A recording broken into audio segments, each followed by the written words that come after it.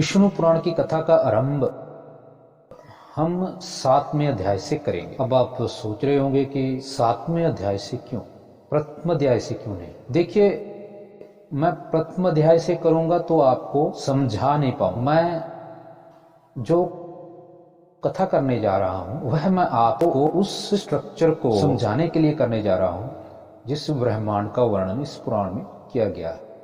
तो मैंने विचार किया तो सबसे पहले आपको इस ब्रह्मांड के बारे में बताएं कि इसका विस्तार कितना है, कहां तक है। तो 7वां अध्याय विष्णु पुराण का भूर्भुव आदि 7 ऊर्ध्व लोकों का वृत्तांत। श्री मैत्रेय जी बोले, ब्रह्मन, आपने मुझसे समस्त भूमंडल का वर्णन किया। हे मुने, अब मैं भूरलोक आदि समस्त लोकों के विषय में सुनना चाहता हूं। हे महाभाग, मुझ जिज्ञासु से आप ग्रहगण की स्थिति, उनके परिमाण आदि का यथावत वर्णन कीजिए। श्री पराशर जी बोले, जितनी दूर तक सूर्य की और चंद्रमा की किरणों का प्रकाश जाता है, समुद्र, नदी और पर्वत आदि से युक्त जितना प्रदेश पृथ्वी कहलाता है, ये जो यहां पर सूर्य की किरण आती है, चंद्रमा की किरण आती है, प्रकाश आता है, उतने भूभाग को पृथ्वी लोक कहा गया जिस पर हम रहते हैं। अब बाकी सुनिए।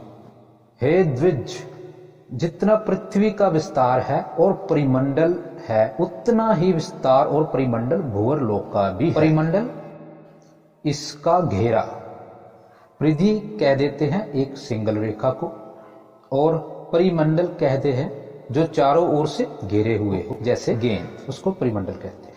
तो पृथ्वी से 1,00,000 योजन दूर सूर्यमंडल है। योजन के बारे में भी बताएंगे।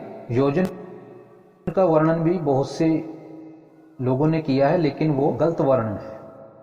उसका मैथमेटिक्स कुछ अलग है, उसका वर्णन हम समझाएंगे बाद में। सबसे पहले हमें यह पता करना है कि इसका विस्तार कितना है। विस्तार में जाएंगे तो फिर उस बिग बैंग का वर्णन करेंगे। चंद्रमा से पूरे 100,000 यानी 1,00,000 योजन ऊपर पूर्ण नक्षत्र मंडल प्रकाशित हो रहा है। हे ब्रह्मन, नक्षत्र मंडल से 2,00,000 योजन ऊपर बुध, और बुध से भी 2,00,000 योजन ऊपर शुक्र मंडल की स्थिति है। शुक्र से इतनी ही दूरी पर मंगल है, और मंगल से भी 2,00,000 योजन ऊपर बृहस्पति जी हैं।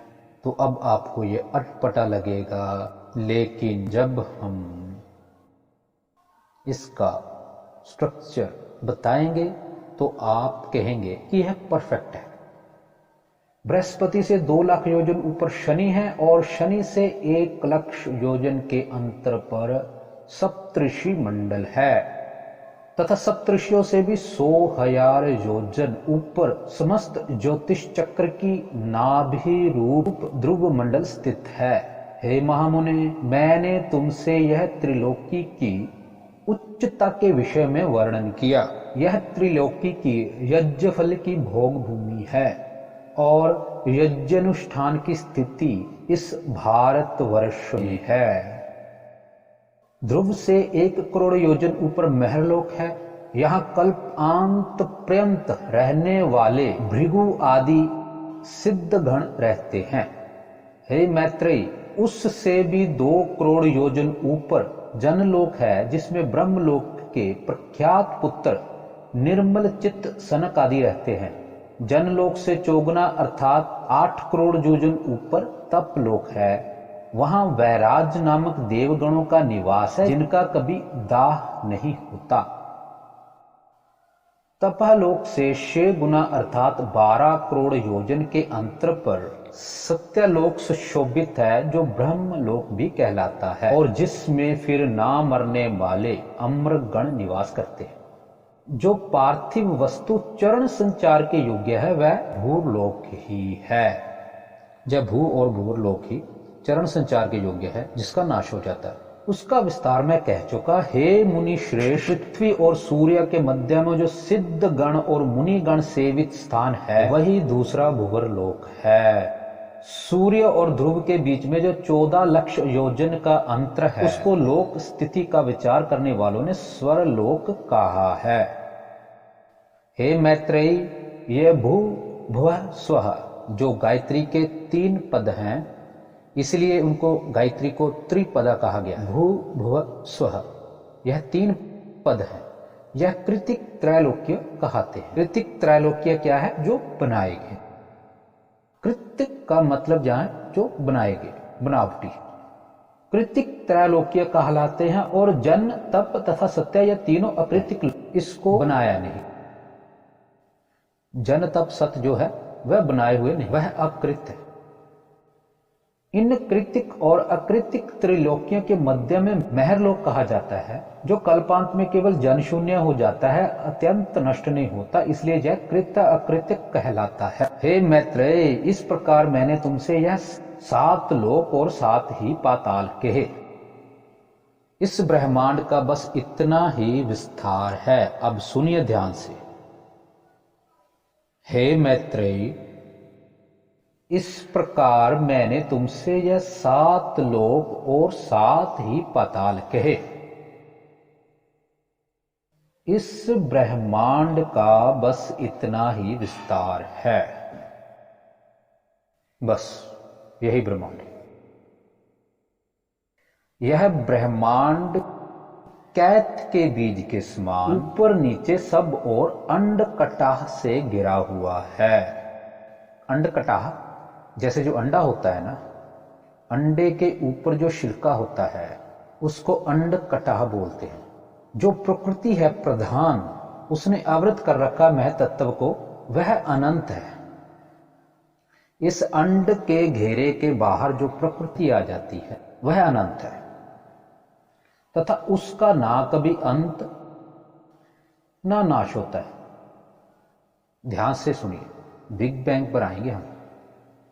और ना कोई संख्या ही है, उसकी कोई संख्या नहीं, क्योंकि हे मुने, वह अनंत, असंख्य, अप्रिमेय और संपूर्ण जगत का कारण है, और वही प्रकृति है जो हमें वीडियो में वैज्ञानिक हमें दिखाते हैं ना।